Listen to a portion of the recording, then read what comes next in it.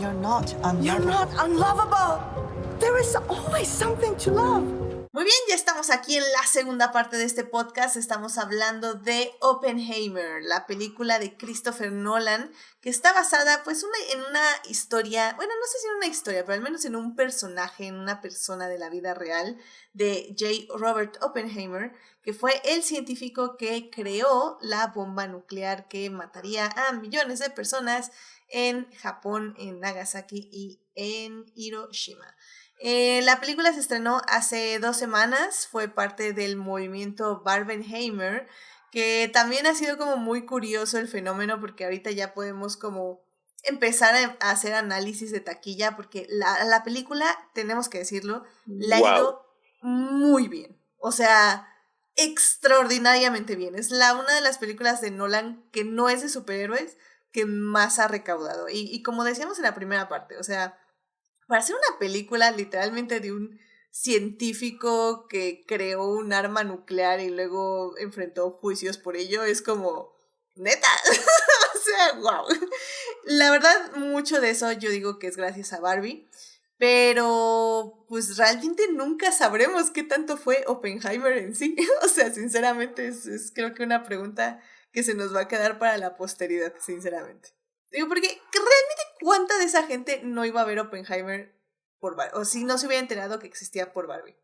Yo creo que una gran cantidad, o sea, el éxito de Oppenheimer se debe en gran medida a Barbie, pero además de eso, la verdad es que a las dos películas les gustaron al público, o sea, eso es lo que ahorita que ella dice, a lo mejor por X o Y, en conjunto acabaron siendo más fuertes, pero las dos se mantuvieron porque les llamó la atención el público y les sigue llamando la atención y la verdad sí fue bastante impresionante. Fue muy impresionante y es que yo creo, digo ya hablando ahora sí en esta parte con spoilers de la película, yo creo que también lo que tiene Oppenheimer, que es más allá del relato histórico y de todo lo que viene con ello, es que sí te deja con una sensación bastante deprimente y apocalíptica. O sea, sí sales como con una sensación y un ambiente. Y la verdad es que también hay que dárselo a Nolan porque no muchas películas logran eso. O sea, no logran darte esta sensación de que el mundo se puede acabar porque efectivamente los humanos, en específico los líderes de este planeta que tienen acceso a los recursos para destruir otros países, realmente no les importan las consecuencias de sus acciones y que literalmente estamos como, se fue la palabra, estamos... no podemos detenerles, básicamente. Bueno, no podemos detenerlos. Y la verdad es que creo yo que eso es algo que es muy básico en la película, que también es algo que se ha burlado mucho el internet, así como de Oppenheimer, ¿en serio pensaste que crear una bomba y luego que la usaran y te sorprendió? O sea, es un shock realmente que la hayan usado para ti, porque creo que también es un poco como Nolan, que es la parte yo creo que le interesó de esta historia, la dualidad, ¿no? La dualidad de cómo creas un arma de destrucción masiva y luego cómo vives con las consecuencias de que esa arma ha sido usada y ni siquiera de la mejor manera posible, porque la idea era que Oppenheimer creaba esta arma para destruir Alemania, para que literalmente se la tiraran a Hitler en la cabeza. Y no, o sea, al final del día se usó contra un país que sí fue parte de la Segunda Guerra Mundial, que sí cometió muchos crímenes de guerra, pero al final del día era un país que ya unos meses más y se iba a rendir. O sea que realmente no era necesario tomar todas esas vidas, ¿no? Inocentes, porque realmente eran vidas de civiles. Entonces, creo que Nolan entra en esa dinámica, tiene estos ataques de pánico durante la película, tiene estas disyuntivas con otros personajes, tiene discusiones sobre todo este asunto, y creo que lo hace bien. O sea, sí transmite su mensaje. No da una conclusión porque no la tiene que dar, creo que es un asunto que efectivamente cada quien tiene que llegar a su propia conclusión, pero lo hace muy bien. O sea, una de las escenas que a mí me gustaron más y que dije, wow, fue a mí la división entre la segunda y tercera parte, que es básicamente se crea la bomba, se hace la prueba de Trinity ahí en creo que es Texas, Nuevo se hace México. En Nuevo México se hace la prueba, todo mundo celebra, luego están con esta ansia de que si se va a lanzar a Japón, si le van a avisar a Oppenheimer, literalmente le dicen, tú ya nos diste la bomba, ya no te necesitamos para nada más, pero bueno, se entera por la radio y luego Oppenheimer tiene que decirle a toda la gente, oigan, y es que ya se tiró la bomba en Japón, funcionó, se acabó la guerra, bravo, bravo, y toda la gente aplaudiendo y es cuando ahí empieza a jugar el sonido, empieza a jugar la luz, la excelente interpretación de Cillian Murphy, de cómo literalmente el mundo se lo va comiendo, lo va aplastando, cómo por medio de quemar la imagen con luz, que esto, querido público, para quien no sepa, quemar la imagen es básicamente sobresaturarla como que o sea, como un flash, pero permanente, un flash de luz permanente, eso es como quemar la imagen, para simular la bomba y luego tienes estos personajes como de fondo que se empiezan como a descarapelar de la cara, del cuerpo, luego Oppenheimer pisa ya un cuerpo calcinado en el suelo, o sea, toda esa secuencia fue cuando dije, wow, o sea, 10 de 10, o sea, gente que realmente estaba, porque había gente muy feliz, pero luego también había gente que estaba como procesando todo esto y que efectivamente les estaba pesando lo que acababan de hacer, hombres vomitando, otros en literalmente un ataque de pánico, o sea, realmente esa fue la escenario donde dije, wow, Nolan, 10 de 10, excelente servicio. Y creo que en general la película sí logra ese cometido, o sea, sí nos logra transmitir esas sensaciones y yo creo que por eso la gente le ha gustado Oppenheimer, porque más allá del juicio histórico y de la vida de Oppenheimer en sí, es como que logra retratar esa disyuntiva entre construir un arma que va a matar millones para hipotéticamente salvar millones, ¿no? Pero no sé tú, Carlos, ¿qué pienses de todo esto? Estoy de acuerdo, o sea, creo que esos son los momentos en los que Oppenheimer también brilla mucho, ¿no?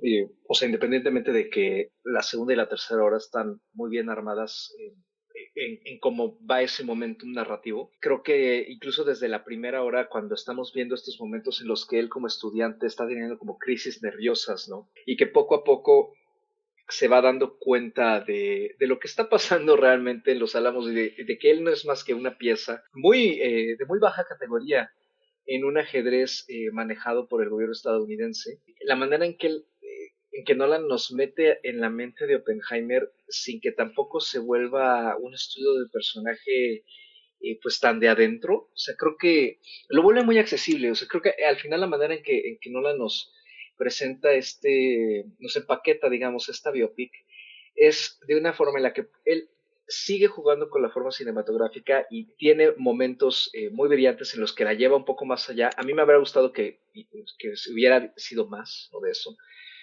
Pero vamos, o sea, lo lleva más allá a través de la imagen, del sonido, del color, de los efectos que hay que también destacar. O sea, según lo asegura él, ¿no? Sobre, yo creo que todas las cosas sagradas de su vida, los efectos de esta película son 100% prácticos, no hay CGI. Entonces, creo que ahí es cuando nos consigue llevar a una experiencia que se despega un poco de los aspectos más convencionales del guión, ¿no? Como ya decían que la primera hora, pues a lo mejor se acerca más a lo que sería una biopic convencional, la tercera hora se acerca mucho a lo que sería un drama legal, un poco también más convencional, y la segunda hora, pues es digamos como que la que está un poquito más nolanesca, ¿no? En ese sentido. Pero creo que a lo largo de la película, o sea, que esté en estos momentos, le ayuda mucho, ¿no? Y que además, pues como digo, o sea, creo que mantiene la película en un plano muy accesible, porque ni siquiera la vuelve tampoco demasiado, digamos, enroscada o compleja para la audiencia, pero tampoco me parece que sea una película masticada, que se rebaje a tener que simplificar muchísimas cosas. O sea, digo, por tomarse algunas licencias narrativas sobre todo, pues sí, ¿no? La verdad es que, por ejemplo, a mí me sorprendió que y no digo que sea algo malo, pero sí me llamó la atención que no vemos mucho en sí de la bomba, ¿no? O sea, como tal de trabajar las fórmulas, ¿no? Y me sorprendió en el sentido de que Nolan se ha caracterizado porque cuando mete en las películas de ciencia ficción que le hemos visto, mete muchísima exposición, ¿no? Muchísima, sí, carga las películas de exposición para que entendamos perfectamente cómo está funcionando el mecanismo que nos quiere presentar, ¿no? O sea, seas en Inception, que a mí no me molesta porque Inception tiene una carga sumamente literaria en la forma que está hecha, pero por ejemplo en Interstellar, no tiene nada de esa carga literaria y al contrario, parece más bien como una lección muy aburrida de física pero que está tan mal contada que ni siquiera él se entiende. Aquí casi no tenemos nada relacionado con la bomba, o sea, vemos un poco más el juego político estadounidense, vemos cómo se está relacionando él con las personas a su alrededor, ya sea, por ejemplo, Gene y lo que lo ata un poco al Partido Comunista o a sus colegas ahí en Los Álamos y cómo está estresado de cómo se van, si va a ajustar el tiempo, de que si de los permisos, pero no vemos realmente mucho de estar trabajando la composición de la bomba, ¿no? Y calculando cómo iban a funcionar ciertas cosas. Y cuando se llega a eso, la verdad es que lo trabaja de una forma que para hacer Nolan me parece que es bastante sencilla, ¿no? Entonces creo que sí también como que le quiso bajar un poquito a lo que fue Tenet, ¿no? Que fue como, o sea, yo estoy de acuerdo con lo que había dicho, lo que dijiste hace rato, Héctor, ¿no? O sea, como que Tenet es una especie de acumulación tanto de los aciertos de Nolan, pero también de todos sus vicios. Todo llevado a la máxima potencia. Como que para mí aquí es un paso atrás y como que acordarse de la audiencia también y de que pues tienes que mantener a la audiencia que vaya al ritmo con tu película o que vaya al ritmo de lo que tú estás contando de alguna forma. Entonces creo que también en ese sentido pues está muy bien planteada a pesar de que pues sí son 3 horas y se puede decir, ay, pero 3 horas para contar eso.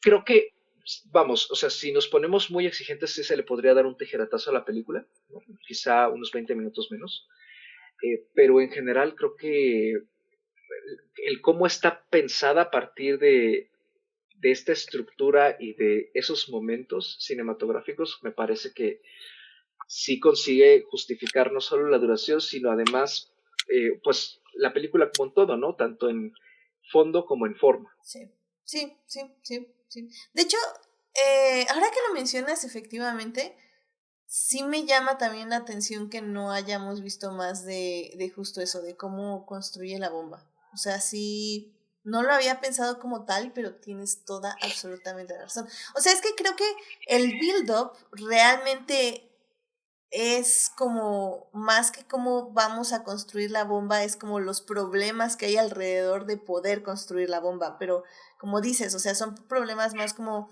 de personal, es que tenemos que conseguir a tal científico que lo tienen los nazis y a tal otro científico que no lo quieren deportar de Inglaterra, bla, bla.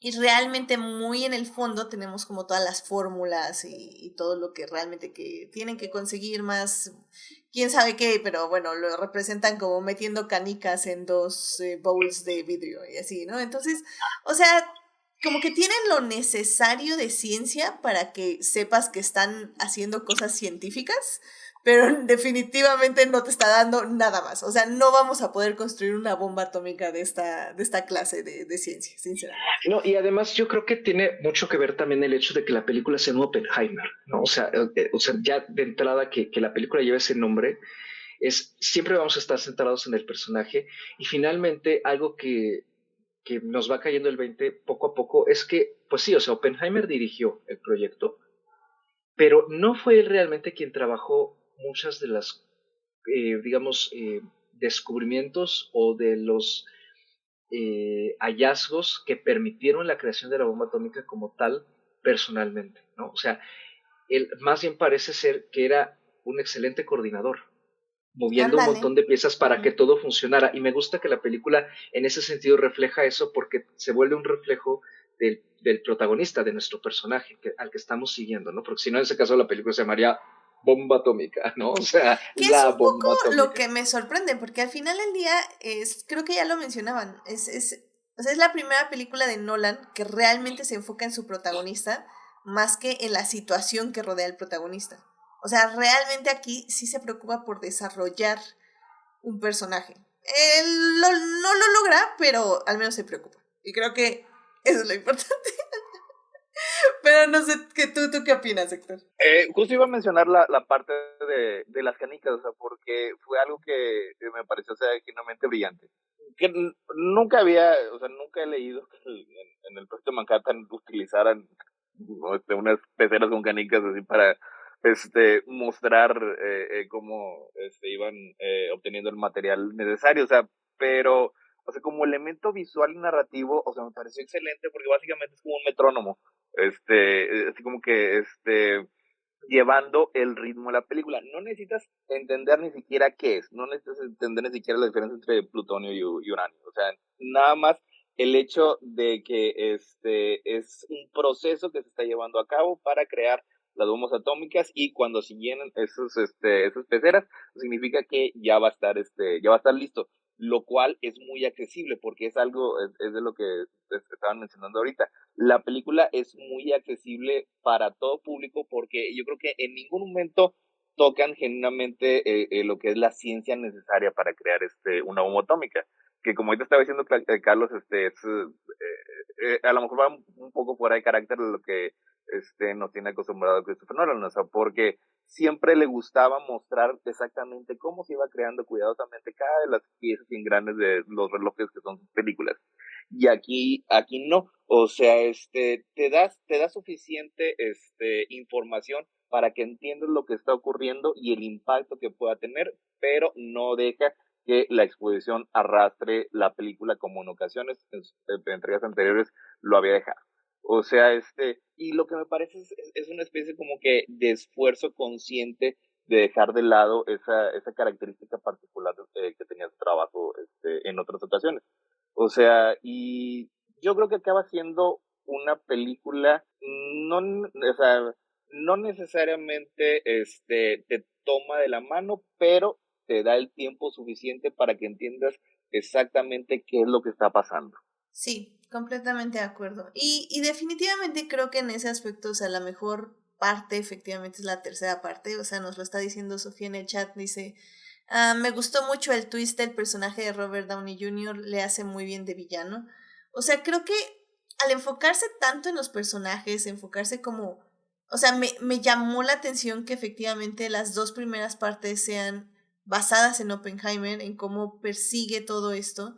Y luego la tercera parte nos salimos de Oppenheimer porque como que nos intenta dar una visión fuera de él mismo, como para que entendamos efectivamente cómo lo percibía Estados Unidos, el pueblo de Estados Unidos, vamos a decirlo así, pero a través de una persona que literalmente lo odiaba. Entonces, o sea, creo que Nolan hace estas decisiones que la verdad es que funcionan muy bien, como para tratar tal vez no de ver todos los ángulos del personaje porque no estamos viendo al personaje en sí, pero estamos viendo al menos a otra persona con un punto muy subjetivo ver al personaje. Ese tipo de desarrollo realmente me parece muy interesante.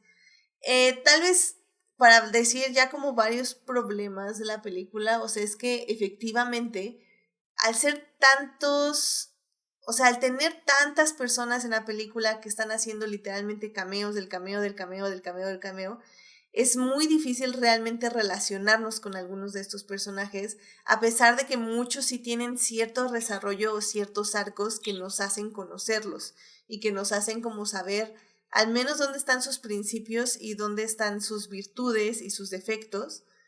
Pero al mismo tiempo es extraño porque como que incluso siento que a veces los mismos protagonistas, bueno, los mismos personajes terciarios no nos dejan conocer bien a Oppenheimer, porque Oppenheimer sigue siendo como esta persona que, como decía Carlos hace ratito, es un líder, pero al mismo tiempo no sabemos exactamente qué está liderando. No sé, o sea, como que me queda como una sensación de que al final del día nunca pude conocer bien al protagonista. No sé si a alguno le pasó eso, o sea, es como muy raro, ¿no? Porque siento que lo conocimos, Sí, pero al mismo tiempo no. Yo creo que eso es parte en sí de la construcción del mismo personaje. Yo también me quedé pensando mucho en eso y me ha costado a partir de varios días y que también se me iluminó la mente después del programa que yo grabé de la película en plano secuencia. Y al final la película finalmente sí, en buena parte, busca reflejar mucho este, digamos, limbo ideológico en el que Oppenheimer se movía, ¿no? Y creo que es un personaje que al final, y si no mal recuerdo también,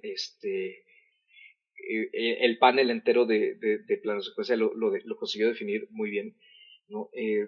Es un personaje que nunca se compromete con nada, ¿no? O sea, porque se acerca mucho a los activistas y a miembros del Partido Comunista, daba dinero, incluso estaba en reuniones, se involucraba muchísimo y más incluso, creo Quería yo, de lo formar que la película sindicatos nos... también. Ajá, exacto, o sea, apoyaba todas las ideas que los estudiantes promovían, eh, pero nunca se afilia al partido como tal, ¿no? A pesar de que es prácticamente uno de ellos, pero en el momento en el que se le presenta una oportunidad que además le exige como requisito no tener que estar afiliado a nada de eso, él enseguida, o sea, no, pues es que yo no tengo nada que ver, ¿no? O sea, mi nombre no está ahí, bla, bla, bla. O sea, es como una forma muy fácil de no tomar responsabilidad de muchas cosas, ¿no? Y creo que al final, poco a poco, la película sí consigue transmitirnos esa, digamos, vacío o esa incertidumbre, o más bien creo yo, esa, una especie como de, no crisis de identidad, pero más bien falta de la misma, porque el personaje no termina, se da cuenta de que no está muy seguro de dónde está parado en casi nada. Es comunista, pero no es comunista. Es, digamos, probélico porque pues ayuda a formar la bomba, pero luego resulta que es antibombas y antibélico. Ayudó a crearla, pero después quiere detenerla. Apoyó al gobierno, pero después parece que está en contra. ¿No? Entonces, y cuando se lo... a mí creo que por eso está muy bien armada esa parte de la audiencia, ¿no? De seguridad. Cuando se lo pregunta y lo presiona a este fiscal espantoso que está excelentemente bien interpretado, él justo por eso entra en crisis, porque se da cuenta de que ninguna de sus justificaciones es lo suficientemente fuerte para poder defender cualquiera de las dos opciones, ¿no? De por qué hiciste esto, pero esto sí, pero esto no. No puede defender ninguna. Y creo que al final la película corre un riesgo, digamos, quedarse en justo a lo mejor no decir nada de su personaje, pero porque es la manera en que refleja que el personaje no tenía idea de qué estaba haciendo, finalmente, ¿no? Y, Le sobrepasa la situación. y fíjate, yo creo que ese es uno de los más grandes aciertos que tiene la película, o sea, porque hasta el punto en el que podemos entender a otra persona, eso es lo que genuinamente reflejaba el personaje real, o sea, el personaje de la vida, o sea, la persona que era J. Robert Oppenheimer. O sea, al leer sus biografías, al leer las críticas, incluso las alabanzas, era una persona como dijimos en uno de los chats que tenemos, sin espina dorsal. O sea, no era una persona que genuinamente se comprometiera con sus ideales y tenía una visión hasta cierto punto muy superficial de sus acciones. O sea, al final de cuentas, sí, obviamente le pesaba que hubiera creado la primera arma de destrucción masiva porque es algo es algo monumental, o sea, ¿a qué persona no le podría afectar? Pero en general, o sea, en cómo se reflejaron sus acciones después de eso, no se podría decir que tuviera una idea muy firme al respecto de qué es lo que se podía hacer, o sea, porque de hecho como se muestra en la película y y de hecho es una versión todavía más comprometida con ese ideal de lo que era la persona real, o sea, en el que básicamente decía, no, mi bomba está bien, pero una bomba más grande que la que hice yo está mal. O sea, en sí es una posición ética muy cuestionable. Pero si eso era lo que era Oppenheimer en la vida real, entonces lo que digo, o sea, se me hace que la película logró hacer un muy buen trabajo retratándolo. Que entonces, o sea, me lleva a la pregunta que me llevaría a la siguiente sección, pero bueno, todavía no sé si ya podemos ir allá, yo pienso que sí, pero es eso, o sea, entonces, si estás mostrando, o sea, si esta película es obviamente basada en hechos reales, pero es un guión ficcionalizado, donde estás tratando de mostrar la esencia de lo que tienes la idea de las personas a las que estás retratando, en qué momento, o sea, Nolan siento que en lugar de doblar a las personas, lo que hizo fue doblar la narrativa. Bueno, a ver, no, en lugar de doblar a los hombres, porque por eso vamos a la siguiente parte, siento que dobló la narrativa para que pudiéramos percibir cosas ficcionalizadas de estos hombres. O sea, no sé si me estoy dando a entender, o sea, como que no los trató de modificar tanto, o sea, sí nos trató de enseñar como quiénes eran en la vida real, pero para poder jugar con la narrativa y poder hacer, como ya decíamos, un thriller, para poder hacer una historia de persecución ya al final, o sea, tuvo que manipular lo narrativo, lo cual funciona y está bien, ¿no? O sea, al final del día, pues eso es cine y por eso nos gusta el cine de Nolan al final, o sea, no sé si me di a entender, creo que ya me hice hasta llorar. Yo creo que en general, o sea, sí, por los eventos que eligió contar de los otros personajes que no son Oppenheimer, que es a la segunda parte del que vamos, porque son eventos reales, de hecho casi todo lo que muestra la película es real, pero la edición específica de elegir esos momentos en sus vidas fueron hechas única y exclusivamente para establecer algo del personaje principal. O sea, los deja como piezas, Bien, como otro engrane. sí, yo creo que entonces sí ya nos podemos ir justamente a la otra parte.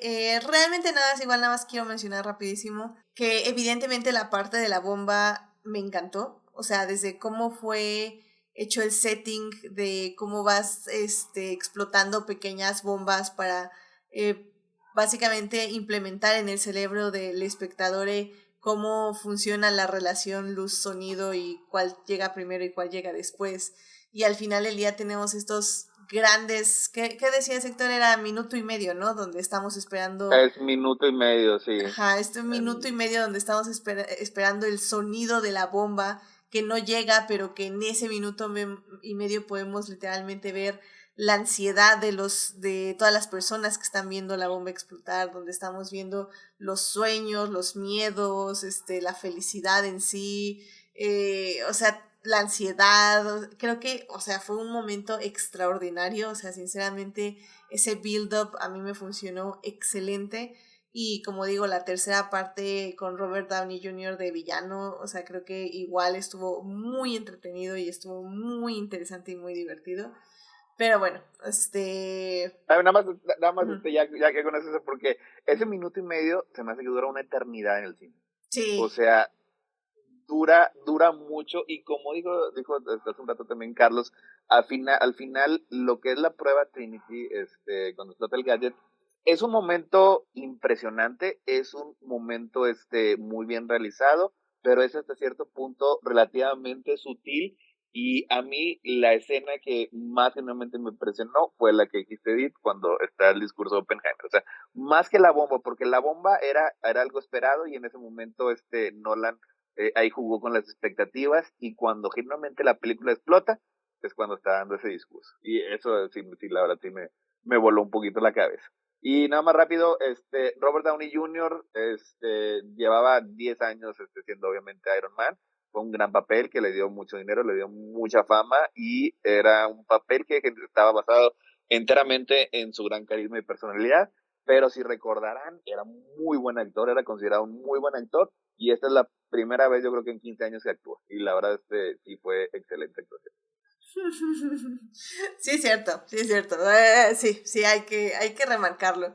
La verdad, sí, yo también vi un buen actor en Robert Downey Jr. No increíble, pero la verdad entregó lo que tenía que entregar. Y creo que incluso fue muy inteligente de Nolan, efectivamente, saber que como todo el mundo lo vemos como un héroe por efectivamente estos 10 años de haber sido Iron Man, o sea, un poco arrogante y pues un hombre al final del día, pero bueno, un héroe. Y creo que me gustó porque siento que hasta lo usó para su plot twist, que era básicamente que él era el villano. Entonces, creo que ese tipo de legado actoral funciona y sobre todo funciona cuando como director lo sabes usar, pero al mismo tiempo si dentro de 50 años que ya todo mundo hayamos olvidado las películas de superhéroes, Vemos No, nunca te Oppenheimer. olvidarán. Vemos Oppenheimer, la actuación de Robert Downey Jr. va a seguir funcionando muy bien porque lo hace muy bien, la verdad. Entonces, 100% de acuerdo. Aunque si vas y dices de crónicas que era un héroe como Iron Man, te va a con un sermón de 1 hora sobre cómo era el más grande villano del universo Marvel. Ah, estoy de acuerdo. Sí. Pero bueno, pues vámonos ya entonces a la tercera parte para ahora sí hablar de personajes femeninos. Vámonos para allá.